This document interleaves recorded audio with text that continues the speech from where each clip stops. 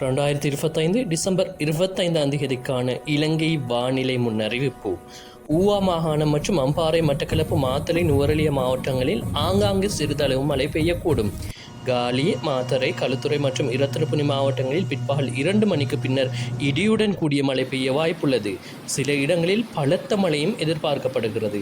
50 மில்லிமீட்டருக்கு மேல் மழை பெய்யக்கூடும் என எதிர்பார்க்கப்படுகிறது. மேலும் சப்ரகமுவ மற்றும் மத்திய மாகாணங்களிலும் பதுளை மற்றும் களுத்துறை மாவட்டங்களிலும் அதிகாலை வேளையில் பனிமூட்டமான நிலை காணப்படும். களுத்துறையிலிருந்து காலி ஊடாக ஹம்பாந்தோட்டை வரையான கடல் பகுதியில் மாலையில் மழை பெய்யலாம். வடகிழக்கு திசையிலிருந்து வீசும் காற்றின் வேகம் மணிக்கு 30 முதல் 40 கிலோமீட்டர் வரை இருக்கும்.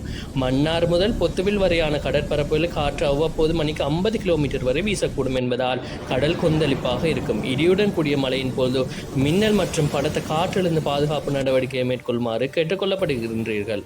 நன்றி. உங்களது பிரதேசத்தில் எவ்வாறு காலநிலை உள்ளது?